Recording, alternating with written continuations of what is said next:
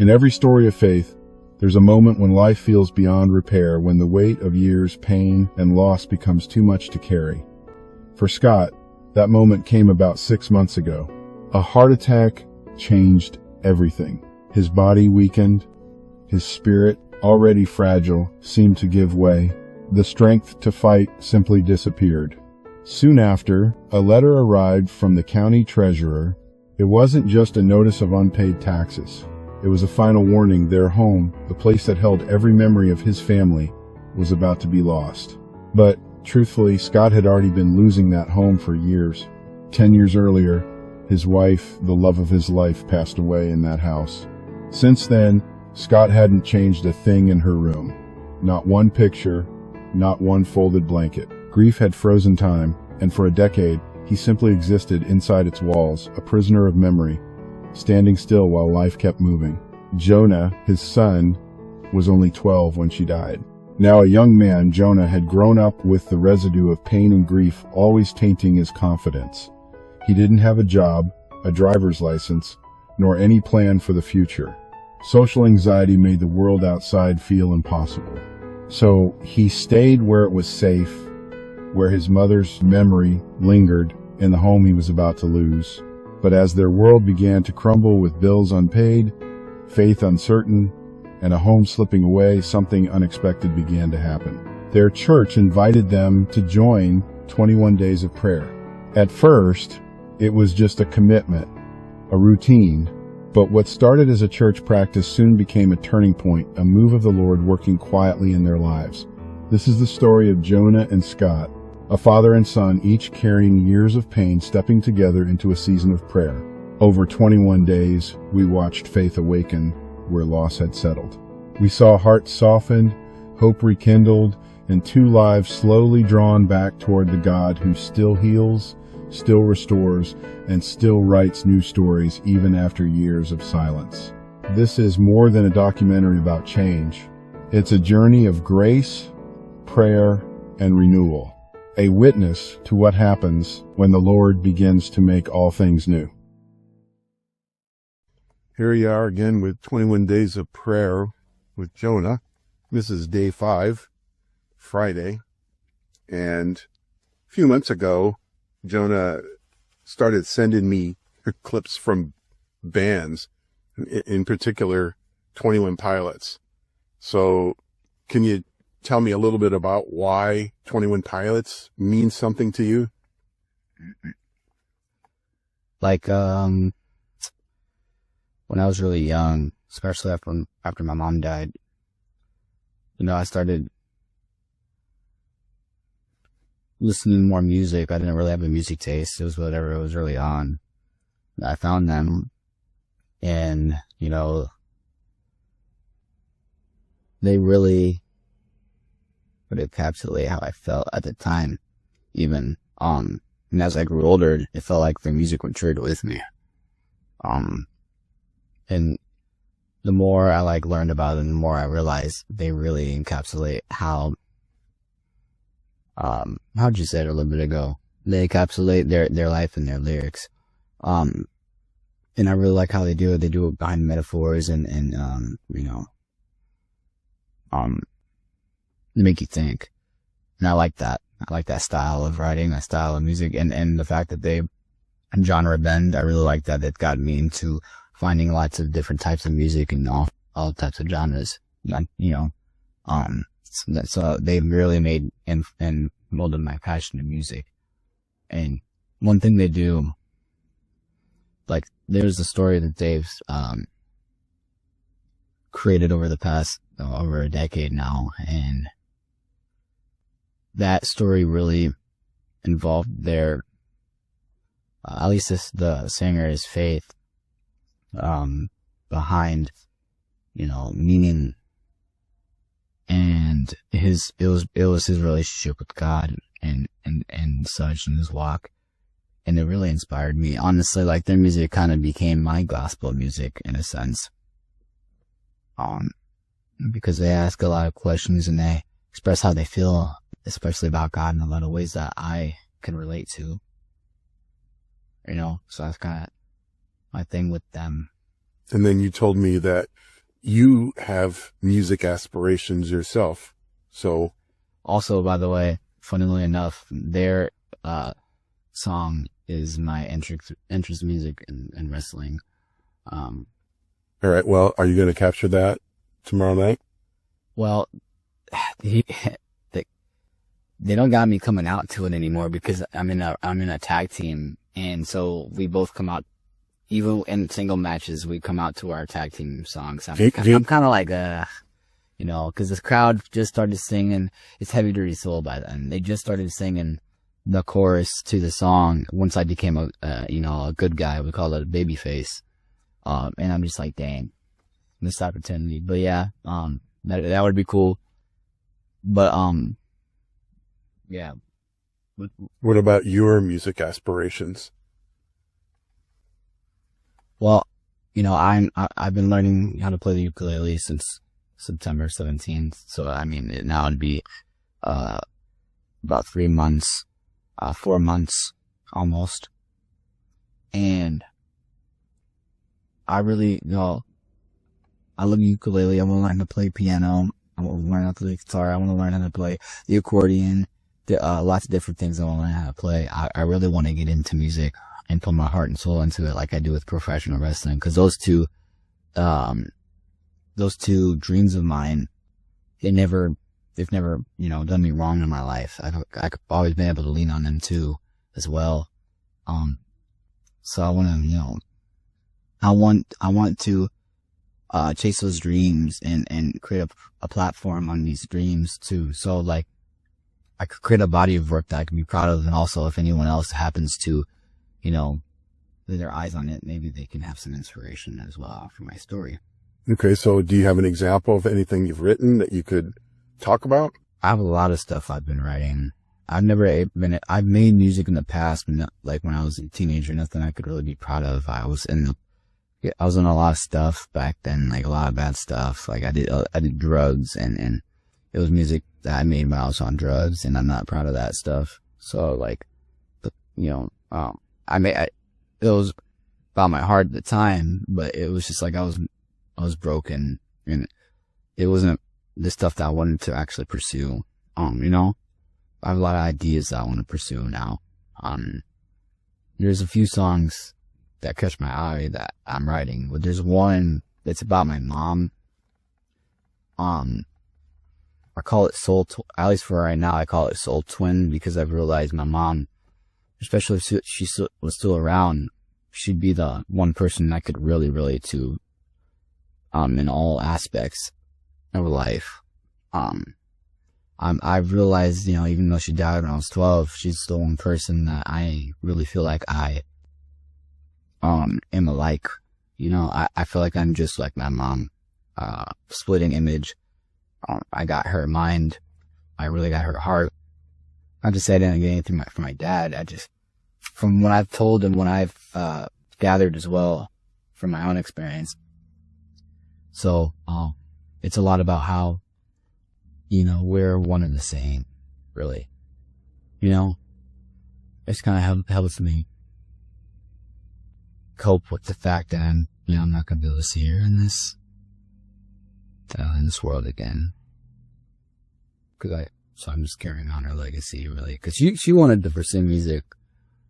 She was gonna be a little pop star. She had some promo shots. She made some music, but so she had kids. Then when she had me, that was really the nail in the coffin, cause she had me when she was 35. My dad was 41, about to turn 41 when I was born, so.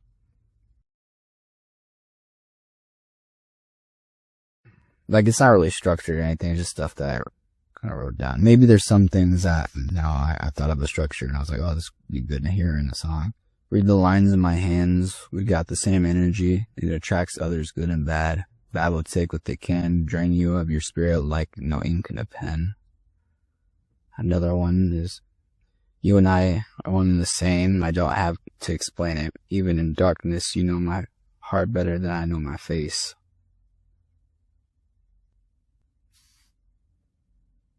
Oh, this one. I like this one. Though the lens of my eyes are rather crooked, and now knowing what you once feared, your view has to be that much more clear. What does that mean to you? We all have our own like perspective in life, you know, and it's like there's three point of views, you know, my perspective, your perspective, and the truth. You know, I really try my best to base my perspective and my, you know, opinion on as close to the truth as I can, but it's hard, you know, I'm a human too. It's like when we had that conversation about fairness, the word fairness, and what does that mean? Yeah, I just try to base it up more on around the truth as I possibly can, and you can get all technical and about truth, but like I really think I you know, I believe God's truth, me personally, you know, and learning from people around you, you know, and learning from your surroundings and your own experience together. I feel like having an open heart and open eyes and not being narrow-minded, it can really help you. It can really help your vision be more clear than, you know, and it can really help with understand things better. I always say don't really think too much into things, because that causes anxiety. Try to have your faith and just be still, but like it helps to know a few things sometimes, so you know what you're up against. You know how to handle it. Because if you don't know how to handle something, you can still get some anxiety. You know, you're gonna get anxiety. You're gonna still feel, you know, anxious about things. I dread a lot. So Death. I dread, you know, anything I don't know of, clearly. So I gotta know some things, you know. But sometimes, yeah, as we've spoke about before, it's led me down a path of, you know, thinking too much, getting in my head too much, overanalyzing, and that's caused me problems too. So you gotta find a balance of things, you know. So when I drove up to your house, your dad came out and talked to me, and he said, the guy that he was working for, the guy that loaned him the truck, kind of bailed on him. And the plan was this guy was going to pay your guys' mortgage this month.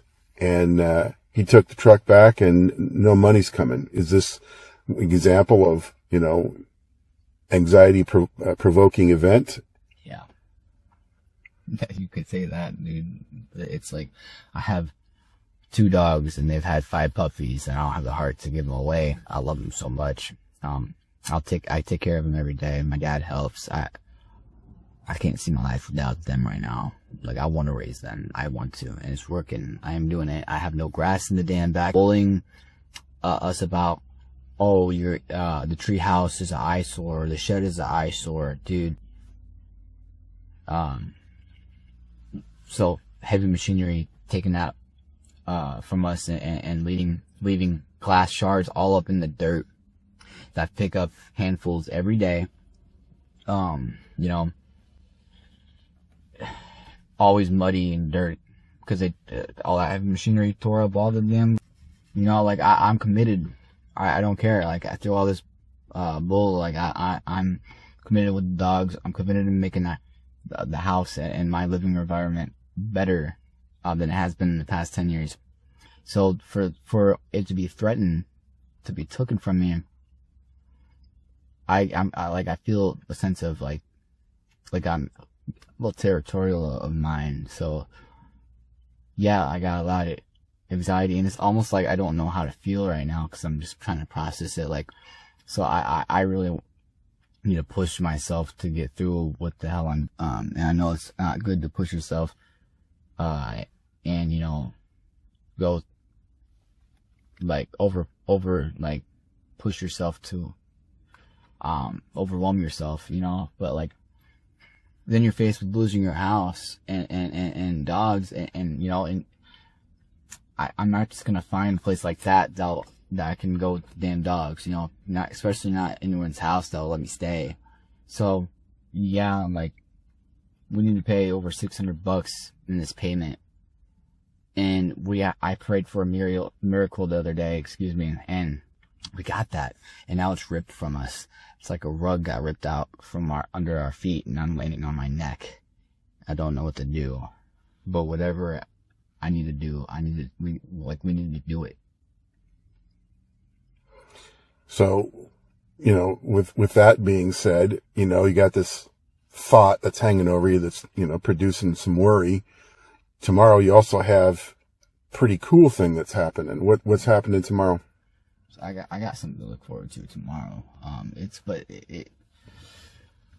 It still like causes, some weight on my shoulders, right?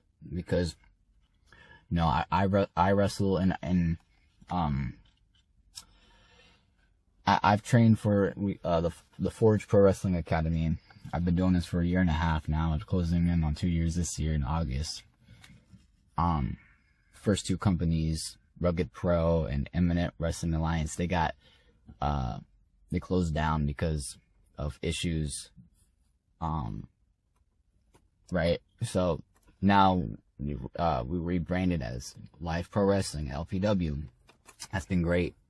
My dream has been to be a champion. I haven't been able to be a champion yet. It looks like it was going to be in the cards for the tag team championship with me and my buddy Jack Sabbath, but things happen.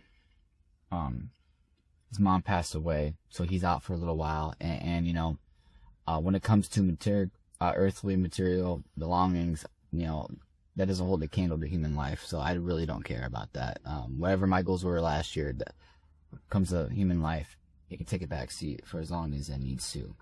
But I've been presented an opportunity, as you said, for the LPW Heavyweight Championship, and I'm gonna take that.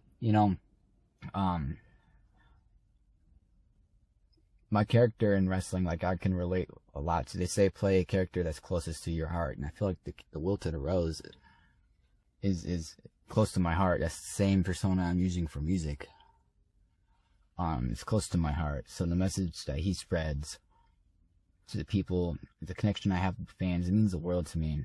And the weight on my shoulders for this match is crazy. I think we're in the main event.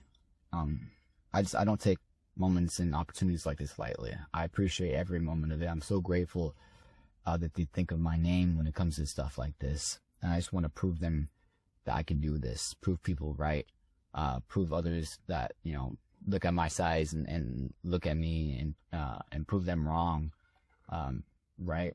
The people that look down on me for those things, and most importantly, prove myself right, and prove God that I can handle something like this, right?